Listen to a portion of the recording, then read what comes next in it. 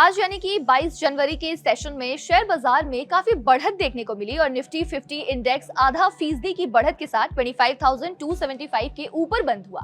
इसी के साथ कल हफ्ते का आखिरी कारोबारी दिन है और इसी कड़ी में कई स्टॉक्स ऐसे हैं जिन पर निवेशकों की खास नजर रहने वाली है। बाजार के बंद होने के बाद इन स्टॉक से जुड़ी खबरें आई हैं, जिनकी वजह से कल इन स्टॉक्स में एक्शन देखने को मिल सकता है।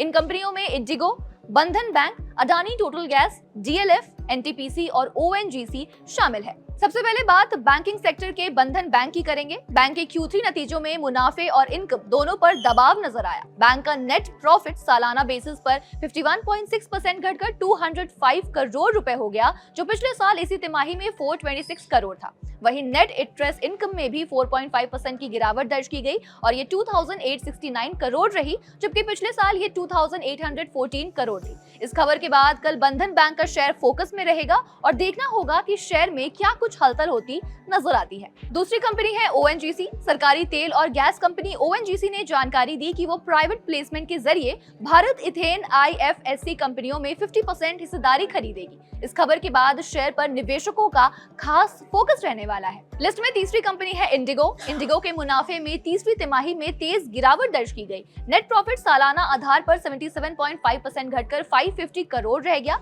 जबकि पिछले साल इसी तिमाही में ये 2448 करोड़ था। रेवेन्यू में 6.2% की बढ़त रही और ये 23,471 करोड़ पर पहुंच गया। एबिटा में भी 3.6% की बढ़त दर्ज की गई और ये 5,367 करोड़ रहा। इस दौरान एबिटा मार्जिन घटकर 22.9% रह गया। कंपनी ने 1,547 करोड़ का एक्सेप्शनल लॉस भी दर्ज किया, जिसका असर मुनाफे पर पड़ा। कल इंडिगो का स्टॉक निवेशकों की रडार पर रहेगा। रियल एस्टेट कंपनी डीएलएफ भी कल एक्शन में दिखेगी। कंपनी के तीसरी तिमाही के नतीजों में मुनाफे और रेवेन्यू में मजबूत बढ़त देखने को मिली है।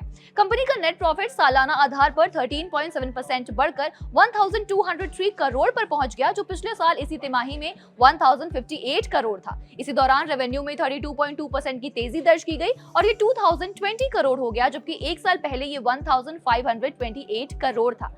हालांकि ऑपरेटिंग स्तर पर दबाव नजर आया और एबिटा 2.5% घटकर 389 करोड़ रह गया। अडानी टोटल गैस ने अक्टूबर-दिसंबर के नतीजे जारी कर दिए हैं। कंपनी का प्रदर्शन काफी मिला-जुला रहा। नेट प्रॉफिट पिछले तिमाही के मुकाबले 3.3% की हल्की गिरावट देखी। ये 164 करोड़ से घटकर 158 करोड़ रह गया। कंपनी की कमाई में 4% की बढ़त देखी गई, जो अब 1,639 करोड़ पर पहुंच गई है। एबिटा में 3.6% की ग्रोथ रही और ये 305 करोड़ रहा।